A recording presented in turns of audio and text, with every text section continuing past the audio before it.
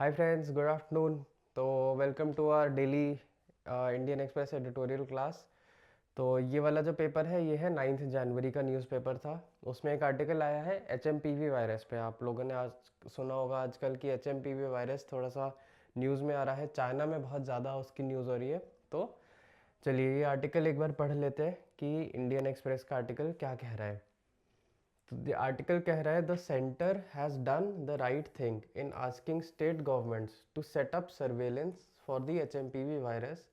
The pathogen is not new. It was first detected in the Netherlands more than 20 years ago and regularly surfaces during the winter months. In several developed countries, HMPV is the second most frequently detected virus among infants.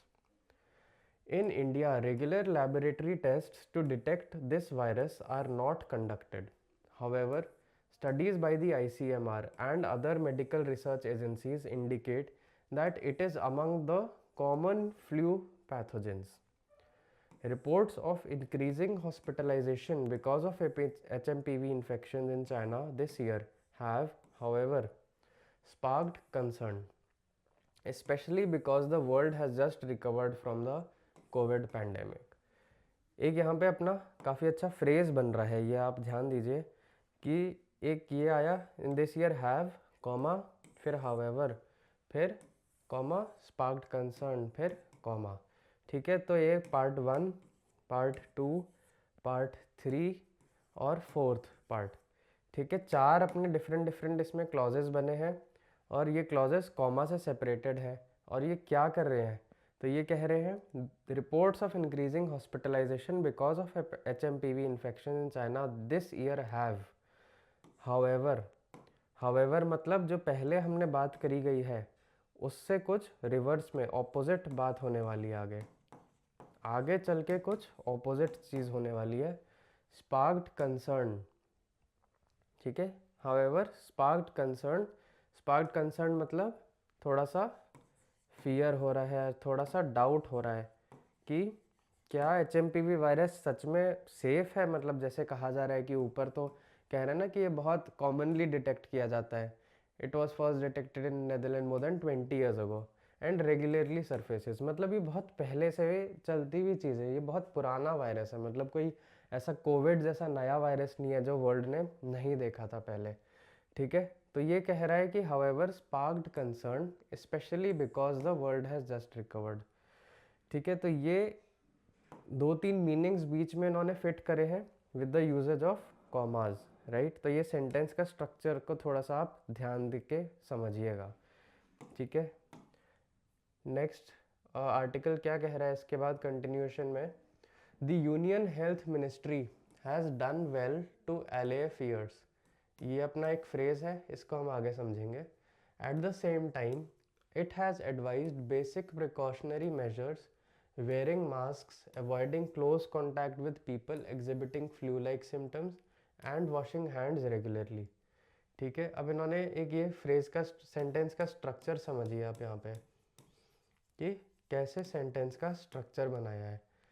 At the same time, ठीक है, ये एक phrase है, ये भी एक phrase है ना। एट द सेम टाइम मतलब उसी टाइम पे, ठीक है, जिस टाइम पे मिनिस्ट्री ने ये वाला काम करा था, ये इस वाले सेंटेंस की टाइमलाइन को रेफर कर रहा है कि जब मिनिस्ट्री ने ये काम करा था, has done well L affairs, at the same time it has advised. अब ये इट भी एक सब्जेक्ट है। इट कौन से सब्जेक्ट की बात कर रहा है यहाँ पे, यूनियन हेल्थ मिनिस्ट्री जो हमारा सब्जेक्ट है। हाँ, तो at the same time it has advised basic precautionary measures. अब वो मेजर्स वो कैसे बता रहे हैं, यहाँ पे एक लगाया हाइफन और फिर एक दो तीन, तीन उन्होंने मेजर्स बताए, कॉमा सेपरेट करके और लास्ट वाले पे एंड। ठीक है, तो ये सेंटेंस का एक स्ट्रक्चर बन गया कि at the same time comma it has advised basic precautionary measures dash hyphen, फिर ये तीन उन्होंने बता दिए, है ना। It's now on state and local authorities in different parts of the country to take this information to all sections of people। Full stop आएगा यहाँ पे। एक ये और चीज़ है, it's now on, it's now on, ये ऑन यहाँ पे कैसे यूज़ हो रहा है, ऑन का ऑन और ऑफ, ठीक है, ये तो आपने पढ़ा है कि किसी चीज़ को ऑन कर दो ऑफ कर दो, लेकिन यहाँ पे ऑन का मतलब बन रहा है कि एक रिस्पॉन्सिबिलिटी है, इट्स नाउ ऑन। ऑन का एक डायरेक्ट मीनिंग यहाँ पे बन रहा है रिस्पॉन्सिबिलिटी का। किसकी रिस्पॉन्सिबिलिटी बन रही है, स्टेट और लोकल अथॉरिटीज़ की in different parts of the country to take this information. तो ऑन यहाँ पे जब कोई एक्शन करने की बात है कि किसी को कुछ काम करना होगा आगे चल के, तो ऑन अगर यूज़ होगा तो वहाँ पे वो इसकी रिस्पॉन्सिबिलिटी डिफाइन कर रहा है कि it's now on state and local authorities, ठीक है। एक और कन्फ्यूजन शायद हो सकता है आपको, अब यहाँ पे हमने देखा था कि इट रेफर कर रहा है यूनियन हेल्थ मिनिस्ट्री के सब्जेक्ट को, बट यहाँ पे जो इट्स है ये किसी सब्जेक्ट को रेफर नहीं कर रहा है, ये सिंपली एक मीनिंग बना रहा है कि अब नाउ ये टाइम की बात कर रहा है, it's now on state and local authorities, ठीक है। तो यहाँ पे अब ये किसी सब्जेक्ट को रेफर नहीं कर रहा है, जबकि यहाँ का इट सब्जेक्ट को रेफर कर रहा है, ठीक है। आगे क्या कह रहे हैं, द गवर्नमेंट हैज़ ऑल्सो आज द मोर वल्नरेबल, ठीक है, ये भी एक आप समझिए, ये एक डिग्री चेंज कर रहे हैं यहाँ पे, ठीक है। इसको हम करते हैं क्लीन, ये एक डिग्री रेफर कर रहे हैं, ठीक है। मोर मोस्ट ये आपने पढ़ लिया है ना कि ये डिग्री को रेफर करता है। Children under 5, senior citizens and patients with chronic respiratory conditions, ये लोग, ये अब मोर वल्नरेबल कौन कौन से लोग होते हैं, children under 5, senior citizens and patients, ये 3 लोग इस कैटेगरी में आ रहे हैं, मोर वल्नरेबल कैटेगरी में। वल्नरेबल मतलब एट रिस्क, जिनको थोड़ा खतरा ज़्यादा है। वल्नरेबल का मतलब जिनको खतरा है थोड़ा सा ज़्यादा। किस चीज़ से खतरा है, इस वायरस से खतरा है। टू बी एक्स्ट्रा केयरफुल, वो इन 3 कैटेगरी के लोगों को गवर्नमेंट ने बोला है कि आप एक्स्ट्रा केयरफुल रहिए। अब यहाँ पे केयरफुल हमारा क्या है, एडजेक्टिव, और एक्स्ट्रा क्या है हमारा, एक्स्ट्रा क्या होगा, एक्स्ट्रा केयरफुल, ठीक है। ये इस वर्ड की वैल्यू और बढ़ा रहा है, तो ये क्या होगा, एडवर्ब होगा। This too is the right step because first time HMPV infections are usually most serious among this section of patients, ठीक है। अब ये एक और यहाँ पे सेंटेंस का स्ट्रक्चर अपना समझते हैं। दिस टू, बस इन दोनों वर्ड्स पे ध्यान देना है, दिस और टू पे। दिस किसको रेफर कर रहा है, इस पूरी सेंटेंस को, ठीक है। ये जो गवर्नमेंट ने बोला है ना कि वल्नरेबल लोग को अपने को केयरफुल रखना है, इस पूरी चीज़ को दिस टू, टू मतलब इन एडिशन, मतलब और नेक्स्ट आगे, कि ये वाला स्टेप और ये वाला स्टेप जो ऊपर स्टेप है ये भी सही स्टेप है। तो दिस के साथ लेकिन सिंगुलर ही वर्ब जा रहा है यहाँ पे, आप ये सब भी नोट कर सकते हैं, बिकॉज ये सेंटेंस में एक सिंगल स्टेप की बात हो रही है कि गवर्नमेंट हैज़ आस्क्ड, तो एक सिंगल स्टेप की बात हो रही है, सिंगुलर की बात हो रही है, तो this is the right step, ठीक है। अगर हम यहाँ पे चेक करें कि कौन सा वर्ब जाना चाहिए, सिंगुलर की प्लूरल, तो सिंगुलर जाएगा।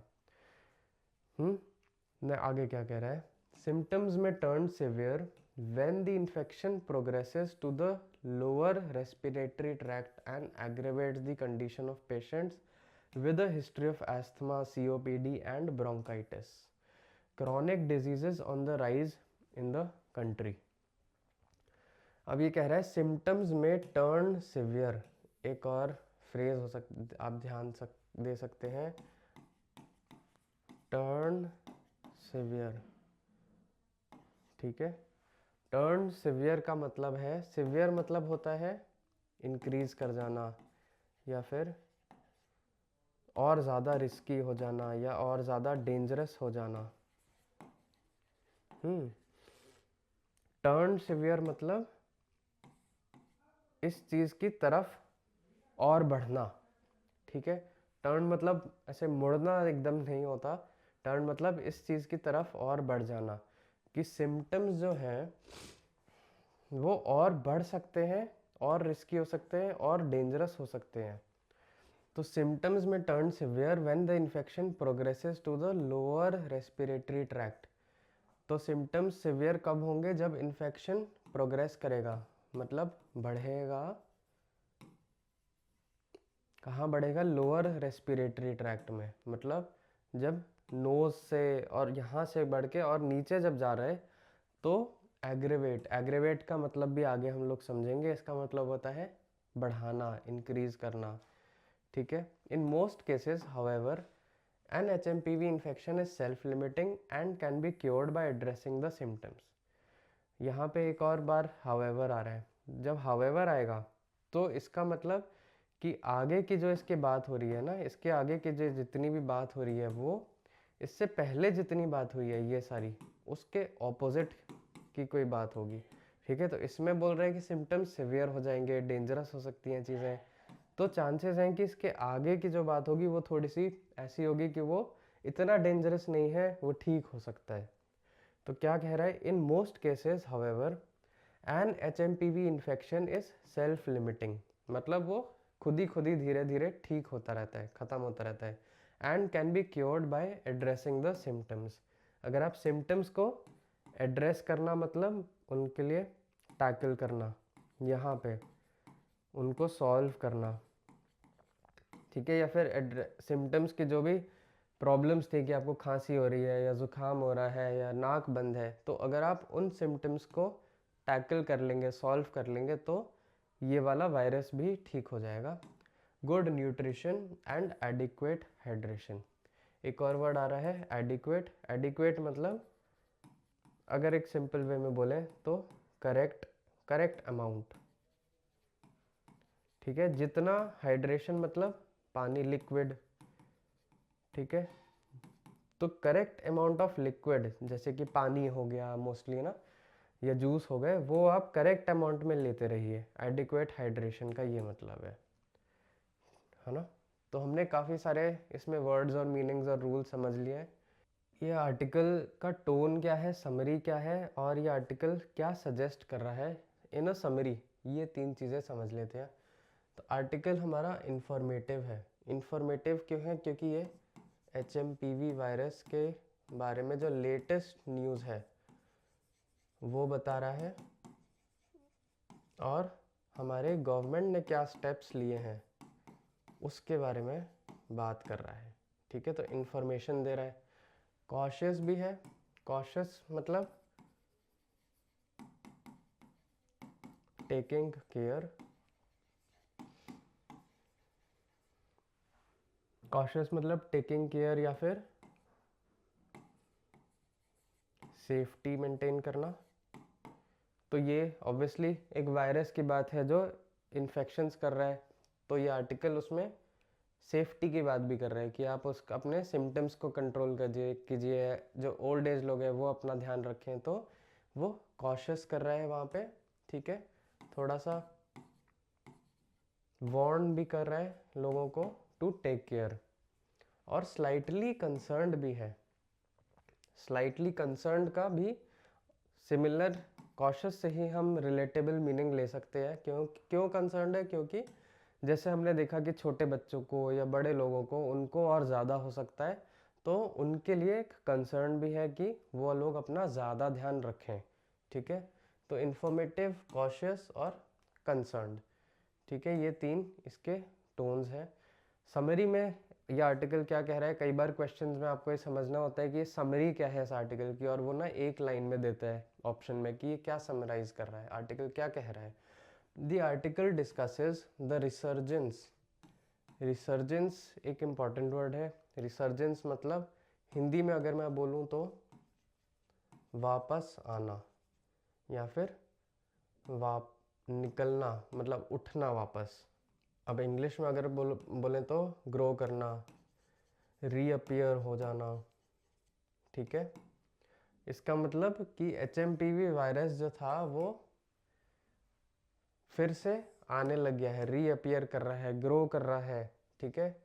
particularly in the light of recent hospitalizations in China। कि चाइना में जैसे ये रीअपियर करने लग गया, वापस रिसर्च करने लग गया, बहुत ज़्यादा केसेस बढ़ने लग गए HMPV वायरस के, ठीक है। तो in it emphasizes the need for increased surveillance by state governments, highlights the vulnerability of certain groups, and advises precautionary measures like mask wearing, hand hygiene, and social distancing। It emphasizes, emphasize मतलब थोड़ा सा force करना, थोड़ा सा focus करना किसी चीज़ पे, कि इस चीज़ की इम्पोर्टेंस बढ़ाना। एम्फोसाइज करना मतलब किसी चीज़ की इम्पोर्टेंस बढ़ा के उसको बताना। It emphasises the need for increased surveillance by state governments. अब इसमें 3 चीज़ों की बात कर रहा है। It emphasises the need for 1 increased surveillance by state governments, 2 highlighting the vulnerability of certain groups, and advises precautionary। Her sentence को अगर आप ऐसे सबसे पहले 3 पार्ट्स में डिवाइड कर लीजिए जो भी कॉमा और एंड से सेपरेटेड है, फिर उस फ्रेज के अंदर, उस क्लॉज के अंदर आप सब्जेक्ट वर्ब्स ये सब चेक करिए, ठीक है। तो ये एक हायरार्की में ही हमें चलना होता है जब भी हम किसी भी इंग्लिश सेंटेंस को स्टडी करते हैं। पहले सेंटेंस को ब्रेक डाउन करना है, फिर उसमें से हमारे को क्लॉजेस उठाने हैं, क्लॉजेस में हमें सिग्नल्स ऑफ टाइम देखने हैं, सिग्नल्स ऑफ टाइम देखने के बाद हमें उसका सब्जेक्ट ढूंढना है, सब्जेक्ट ढूंढने के बाद उससे रिलेटेड उसका वर्ब ढूंढना है, और फिर सब्जेक्ट वर्ब एग्रीमेंट के हमें रूल्स लगाने हैं। तो कोई भी आपको सेंटेंस मिले, सबसे पहले उसको आप क्लॉज में ब्रेक डाउन कर लीजिए, ठीक है। ये बहुत इंपॉर्टेंट है। What is being suggested? The article suggests increased surveillance, heightened awareness among vulnerable populations, and implementation of basic preventive measures to mitigate the impact of HMPV infections। ठीक है। अगेन इस सेंटेंस को अगर हम ब्रेक डाउन कर लें तो एक क्लॉज ये बन गया, सेकेंड क्लॉज ये बन गया जो एंड तक है, और एंड के बाद का बन गया हमारा थर्ड क्लॉज, ठीक है। अब आपको कभी भी स्टडी करना है तो आप इन 3 पार्ट्स को अलग अलग स्टडी कीजिए, और जैसे जैसे आप इस प्रोसेस को बार बार करते जाएंगे ना, आपको ये सोचना नहीं पड़ेगा कि मैं ब्रेक डाउन करूँ। आपके माइंड में, आपके ब्रेन में ऑटोमेटिकली ये सेंटेंसेस ब्रेक डाउन होने लग जाएंगे अपने आप ही, और ऑटोमेटिकली आपका ब्रेन सब्जेक्ट सर्च कर लेगा, वर्ब सर्च कर लेगा, और सब्जेक्ट वर्ब एग्रीमेंट का रूल बना देगा, और आपका ब्रेन जो है वो सिग्नल्स ऑफ टाइम भी डिसाइड कर लेगा कि क्या सिग्नल ऑफ टाइम था इसमें, ठीक है। तो ये प्रोसेस आप कंटिन्यूसली रिपीट करते रहिए, एक सिंगल प्रोसेस है जो आपको रोज़ रिपीट करते रहना है, ठीक है। एक इम्पॉर्टेंट वर्ड है मिटिगेट। इसका मीनिंग और एग्जांपल्स आप अपने से भी देख सकते हैं, और एक बार हम भी देख लेंगे। कुछ इंपॉर्टेंट वर्ड्स जो इस सेंटेंस में आए थे, एक है पैथोजन। पैथोजन मोस्टली बोला जाता है वायरस को, बैक्टीरिया को, कोई ऐसी चीज़ जिससे डिजीज़ होता है, दैट कॉजेज डिजीज़, ठीक है। ये क्या है? नाउन है। नॉर्मल यूजेज में इसका कोई वर्ब फॉर्म नहीं होता है। पैथोजन के सिमिलर मतलब किन वर्ड से निकलते हैं? माइक्रोब, जर्म, वायरस, बैक्टीरियम और पैरासाइट। बैक्टीरियम क्या है? सिंगुलर है, मतलब एक, है ना। और इसी का प्लूरल जो हम नॉर्मली बहुत बार यूज़ करते हैं वो है बैक्टीरिया। ये है इसी का प्लूरल, ठीक है। तो बैक्टीरियल एक से ज़्यादा हो गया, और बैक्टीरियम मतलब एक, सिंगल। अब पैथोजन के ऑपोजिट्स क्या है? पैथोजन वैसे तो ऑर्गेनिज्म की बात हो रही है, लेकिन हार्मलेस हो सकता है, बिनाइन, इनोक्यूअस, सैल्यूब्रियस और हेल्थफुल। ये मोस्टली एडजेक्टिव्स हैं सारे, और पैथोजन लेकिन नाउन है, ठीक है। तो लेकिन इनका मतलब होता है कि ये ठीक कर रहे हैं, मतलब हार्म नहीं कर रहे हैं, किसी को बुरा नहीं कर रहे हैं। जैसे ये तो डिजीज़ होता है, करते हैं ना पैथोजन, तो ये डिजीज़ नहीं करता है किसी को, ठीक है। नेक्स्ट है सरफेसेस। सरफेसेस के 2 मतलब हो सकते हैं। एक तो होता है जैसे ये सरफेस है ना, फ्लैट सरफेस है, या फिर एक टेबल है तो उसकी एक फ्लैट सरफेस होती है। तो सरफेस मतलब ऊपर का एरिया जो भी होता है।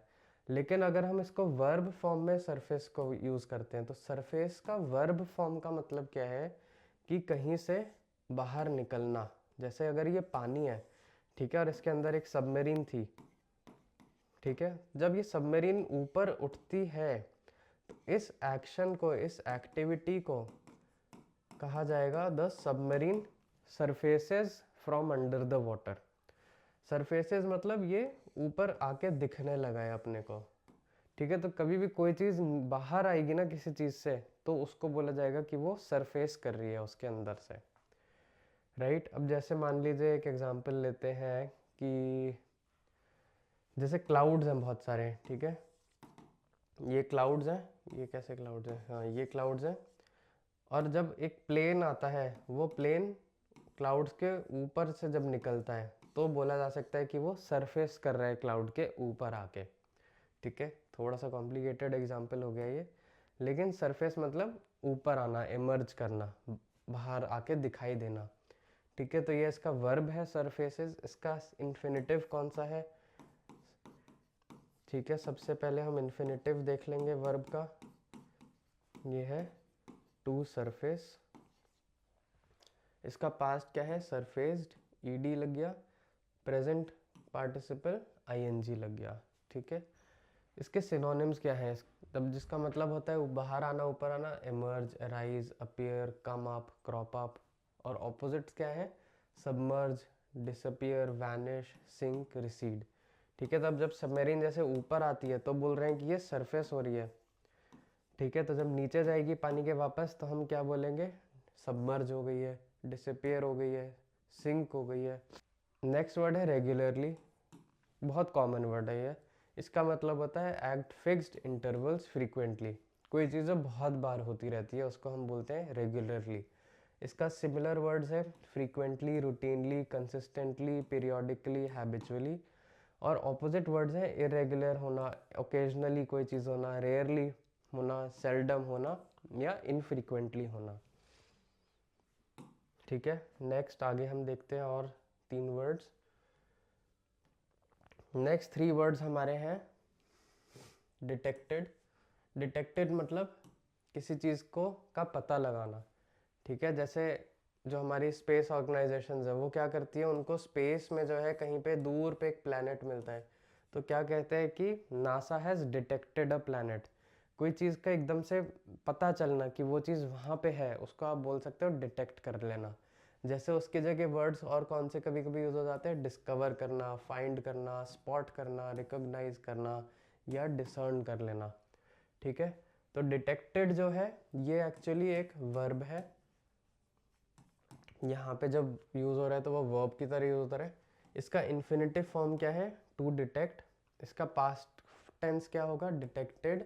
और प्रेजेंट पार्टिसिपल क्या होगा? डिटेक्टिंग। ठीक है, इसके ऑपोजिट्स क्या होंगे? मिस कर देना, ओवरलुक कर देना, इग्नोर करना, निगलेक्ट करना, या डिसरिगार्ड कर देना। डिटेक्ट करने का मतलब है किसी चीज़ को ढूंढ लेना।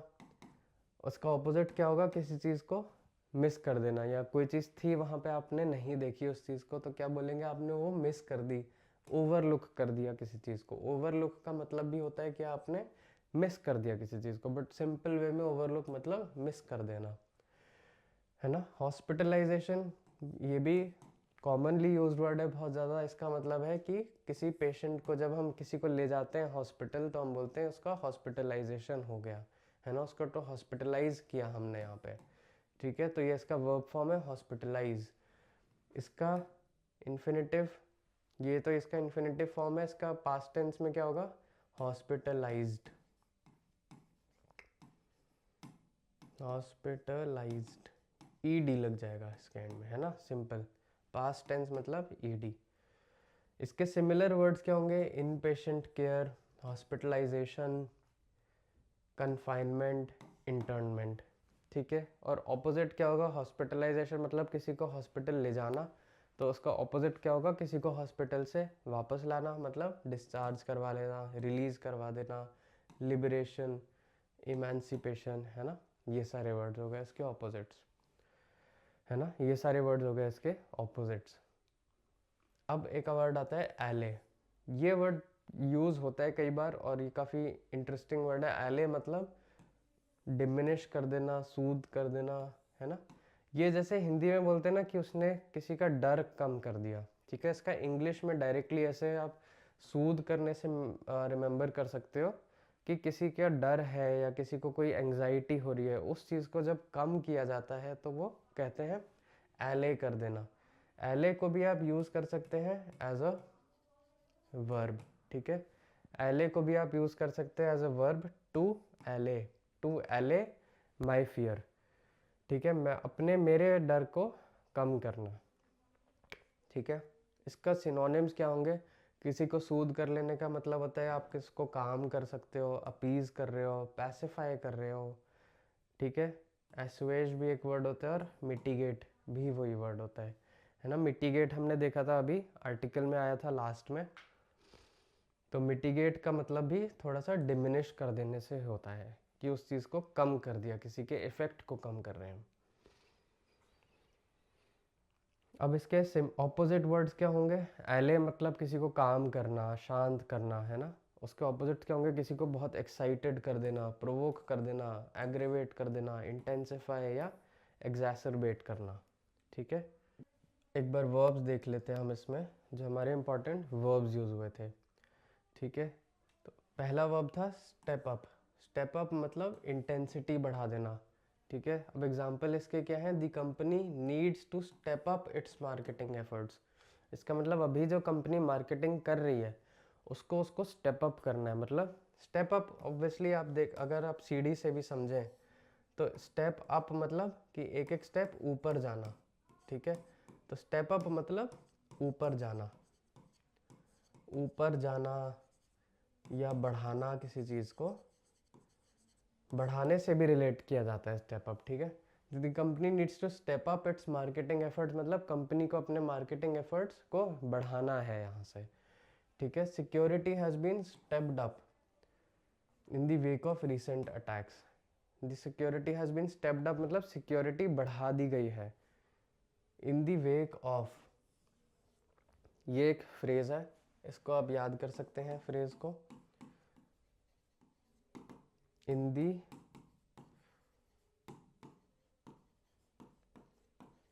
वेक ऑफ, इसका मतलब कि कोई चीज़ जो पहले हुई थी उसको नज़र में रखते हुए, किसी चीज़ को ध्यान में रखते हुए, बेसिकली कि पहले जो अटैक्स हुए थे उसको ध्यान में रखते हुए सिक्योरिटी बढ़ा दी गई है, ठीक है। The government is stepping up its efforts to combat poverty. Government क्या कर रही है? क्या चीज़ बढ़ा रही है? स्टेप अप मतलब बढ़ाना, अपने एफर्ट्स बढ़ा रही है पावर्टी कम करने के लिए, ठीक है। पावर्टी कम करने के लिए गवर्नमेंट ने अपने एफर्ट्स, अपने एक्शंस इंक्रीज कर दिए।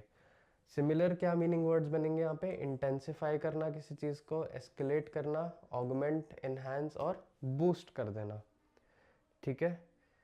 सरफेस हमने देख लिया है, सरफेस का मतलब होता है ऊपर आना किसी चीज़ का। अब एग्जाम्पल्स में देख लेते हैं। The issue of climate change has surfaced again in the political debate, ठीक है। किसी भी चीज़ की बात हो सकती है। कोई चीज़ अगर उठ के नहीं आ रही है ना, कोई बात भी हो सकती है या कोई आइटम भी हो सकता है। अब जैसे इशू ऑफ क्लाइमेट चेंज मतलब ये जो इशू है, ये जो टॉपिक है, ये उठ के आया वापस डिबेट में। तो डिबेट में कोई टॉपिक अगर उठ के आ रहा है ना, उसको भी आप यूज़ कर सकते हो कि वहाँ पे वो सरफेस हो गया वापस, कोई नई चीज़ आ गई है वहाँ पे। The truth eventually surfaced despite attempts to cover it up, ठीक है। द ट्रूथ इवेंचुअली सरफेस मतलब जो सच था वो सामने आ गया, उसको कवर करने के अटेम्प्ट्स के बाद भी। तो कोई भी चीज़ जो सामने आ जाती है, कोई बात हो सकती है, कोई ट्रूथ हो सकता है, कोई फैक्ट हो सकता है, कोई आइटम हो सकता है, जब भी कोई चीज़ आपको सामने आके, ऐसे हम हिंदी में बोलते हैं ना कि ये सच्चाई सामने आ गई है, तो आप हिंदी से ही रिलेट करिए कि जब कोई बोलता है कि कुछ सच्चाई सामने आ गई, या इसने ये बात सामने रखी है अपनी, या ये बात उठा के रखी है इसने, तो हिंदी में जब वो चीज़ इस वे में बोली जाएगी तो इंग्लिश में उस चीज़ में सरफेस्ड करके हो जाएगा कन्वर्ट, ठीक है। The long buried treasure finally surfaced after the storm. The long buried treasure, जो खजाना बहुत सालों से खुदा ज़मीन में गढ़ा हुआ था, ज़मीन में दबा हुआ था, finally surfaced after the storm. Surface मतलब बाहर आया, ऊपर आया। अब खजाना क्या है? खजाने में अगर सरफेस करेगा मतलब खजाना बाहर आ जाएगा, ऊपर आ जाएगा। तूफान के बाद खजाना ऊपर आ गया, बाहर आ गया, ठीक है। इसके सिमिलर वर्ड्स क्या यूज़ कर सकते हैं आप? एमर्ज करना, अराइज करना, अपीयर, कम अप या क्रॉप अप, ठीक है। जस्ट रिकवर्ड फ्रॉम, इसका क्या मतलब है कि जैसे हम हिंदी में बोलते हैं ना कि अभी वो जस्ट उसका तबीयत ठीक हुआ है, अभी वो बीमारी से जस्ट ठीक हुआ है अभी। तो रिकवर करना मतलब ठीक हो जाना वापस, हील कर जाना वापस। To have return to a normal state after illness और डिफ़िकल्ट एक्सपीरियंस, ठीक है। किसी को एकदम से बहुत शॉक लगा हो या डर लगा हो, उससे वो धीरे धीरे बाहर आ रहा है, वापस उस चीज़ से ठीक हो रहा है, तो उसको कहते हैं रिकवर करना। Example, country is recovering from devastating effects of the earthquake। Recover from के आगे जो मोस्टली चीज़ आएगी वो कोई नेगेटिव मीनिंग वाली ही चीज़ आएगी, ठीक है। ये आप रूल याद रख सकते हैं कि recover from some negative thing, ठीक है। तो नेगेटिव थिंग यहाँ पे क्या है? Effects of the earthquake, earthquake आया था, उसके इफेक्ट से रिकवर कर रही है कंट्री, है ना, ठीक है। नेक्स्ट हम देख लेते हैं इसके बाद एक अपना रिमाइंडर। तो हमारी 2 PM पे क्लास होती है इंडियन एक्सप्रेस की डेली रिव्यू की यूट्यूब पे, और 6 PM पे हम लोग एरर डिटेक्शन का करते हैं। तो आई होप ये दोनों क्लासेस आप फॉलो कर रहे हैं, इन दोनों क्लासेस के आप नोट्स बना रहे हैं और आपको हेल्प मिल रही है। कुछ अगर आपको डाउट्स आ रहे हो तो आप कमेंट्स में लिख के बता दीजिए, उनको एक बार मैं रिव्यू कर लूँगा। इंग्लिश फाउंडेशन सीरीज़ क्या है, इंग्लिश फाउंडेशन कोर्स क्या है? तो अगर आपको 1-to-1 डाउट क्लियर करना है मेरे साथ, अगर आपको व्हाट्सएप पे डाउट क्लियर करना है या मैसेज पे करने हैं कि कोई कॉन्सेप्ट आपको नहीं समझ आ रहा है या आपने कोई क्वेश्चन पढ़ा बट आपको पता नहीं चल रहा है कि उसमें वो क्यों यूज़ कर रहे हैं वर्ब, या फिर वो क्यों ऐसा बन रहा है, आपको कोई ऐसा डाउट क्लियर करना है, या फिर आपको इन सारी क्लासेस के जो PDF फॉर्मेट में कंटेंट है वो आपको वीकली चाहिए एक कंसोलिडेटेड वे में, जिससे आप रिवाइज कर पाएँ, ठीक है। और डेली हम लोग एक इंग्लिश का क्विज़ करते हैं शाम को 7 बजे, उसमें मैं डेली जितने भी हमने रूल्स पढ़े हैं उनको यूज़ करके एक क्विज़ बना के भेजता हूँ, और एक वीकली हम लोग इंग्लिश का प्रैक्टिस टेस्ट करते हैं। अगर आपको ये सारी चीज़ें करनी है प्लस हमारी यूट्यूब की क्लासेस तो आपको मिल ही रही हैं, तो you can register simply for the English foundation series. इसका कॉस्ट बिल्कुल मिनिमल है, 500 रुपये है, और वो भी पूरे 1 साल के लिए, है ना। Not for 1 month, not for 6 months, for 1 whole year आपको सिर्फ 500 रुपीज़ देने, और ये सारा कंटेंट आपको पूरे साल मिलेगा। अगर आप इंटरेस्टेड हैं तो आप इस नंबर में मैसेज कर सकते हैं, कॉल कर सकते हैं, मेरी टीम आपको रीच आउट करके फाउंडेशन कोर्स में रजिस्टर करवा देगी, ठीक है। हमारा डेली एक क्लास क्विज होता है हर क्लास के बाद। आज के 5 क्वेश्चंस ये हैं, इसमें आपको करेक्ट वर्ब टेंस सर्च करना है। अब वर्ब टेंस के लिए हमने रूल्स क्या समझे हैं, हमारा स्टेप्स क्या है? हमारे स्टेप सबसे पहले हैं, हम स्टार्ट करेंगे सेंटेंस से। सेंटेंस को हम ब्रेक डाउन करेंगे क्लॉज में, क्लॉजेज में। क्लॉजेज हम कॉमा से देख लेंगे, एंड से देख लेंगे, ठीक है, या फिर और कोई कंजंक्शन है, उससे देख लेंगे, ठीक है। क्लॉज में ब्रेक डाउन करने के बाद हम उसमें ढूंढेंगे सिग्नल्स ऑफ टाइम, है ना, टाइम के सिग्नल ढूंढेंगे कि वो पास्ट टेंस का क्लॉज है, प्रेजेंट टेंस का क्लॉज है, और उसका फिर मतलब समझेंगे कि वो पास्ट में हुआ था और फ्यूचर की बात कर रहा है, कि पास्ट में हुआ था और फिर शायद आगे पास्ट की ही बात करेगा, ठीक है। तो क्लॉजेस के आपको टाइम सिग्नल सर्च करना है। टाइम सिग्नल सर्च करने के बाद आपको उस क्लॉज का सब्जेक्ट सर्च करना है। सब्जेक्ट सर्च करने के बाद उसी सब्जेक्ट का आपको रिलेटेड वर्ब सर्च करना है, और फिर आपको सब्जेक्ट वर्ब एग्रीमेंट का रूल लगाना है, ठीक है। तो ये 1 2 3 4 5 6 स्टेप्स आपको प्रैक्टिस करते रहने हैं। जैसे जैसे आप ये 6 स्टेप्स प्रैक्टिस करते जाएंगे, आपका बहुत ईजी हो जाएगा इनके आंसर्स निकालना, ठीक है। इनके आंसर्स हम देखेंगे एक बार कल वाली क्लास में। जो क्लास हुई थी हमारी लास्ट 9th को, उसके आंसर्स एक बार हम समझ लेते हैं। तो ये क्या है, the economy dash at 6% in the first half of the year. तो अपने जो 6 स्टेप्स है उसका पहला स्टेप है सेंटेंस ले लिया हमने। सेंटेंस को हमें क्लॉज में ब्रेक डाउन करना है, ठीक है। तो यहाँ पे क्या है, the economy grow at dash % इन, अब प्रेपोजिशन के बाद हमने एक इसको क्लॉज ले लिया।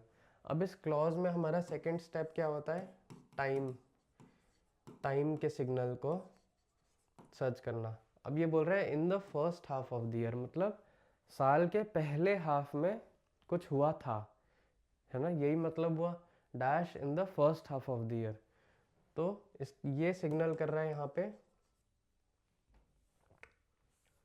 ये सिग्नल कर रहा है यहाँ पे पास्ट का, ठीक है।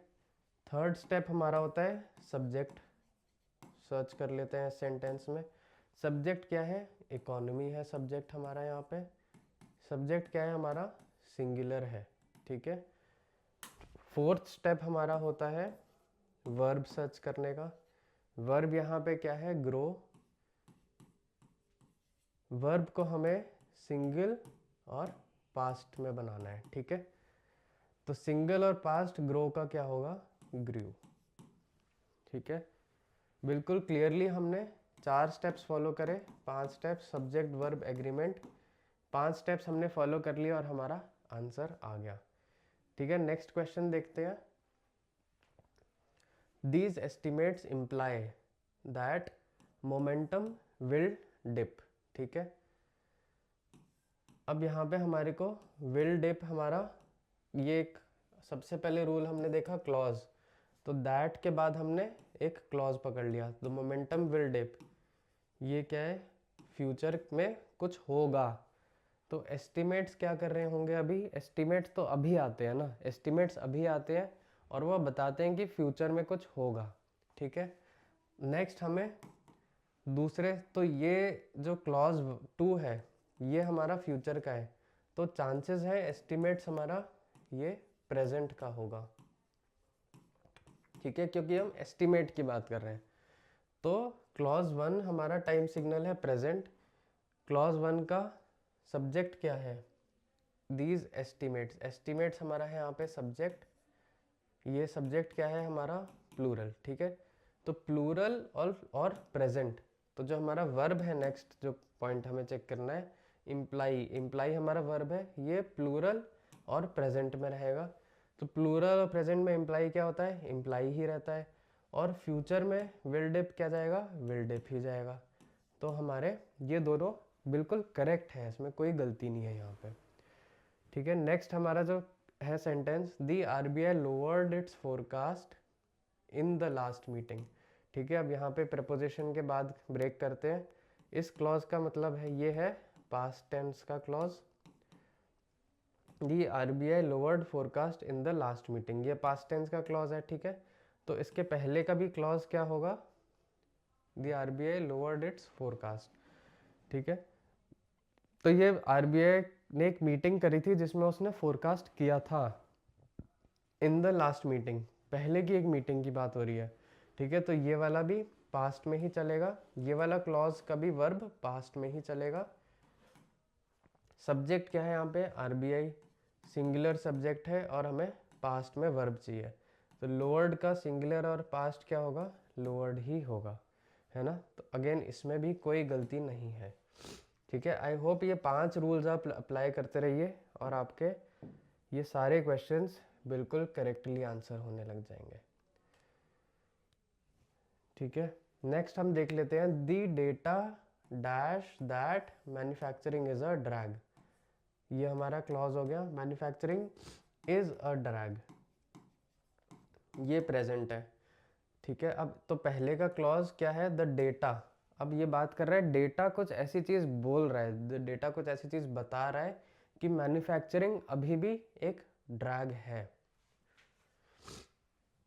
अब यहाँ पे क्या है, शोड भी ठीक हो सकता है, the data showed that manufacturing is a drag, showing हो सकता है, नहीं ये बिल्कुल ही गलत है, क्योंकि यहाँ पे हमारा एक सिंपल सा रूल है, आईएनजी वाला जो रूल फॉलो होता है। आईएनजी का रूल क्या होता है, has, have plus been plus जो आईएनजी फॉर्म है वर्ब का, या फिर is, are plus ING form है जो वर्ब का, ठीक है।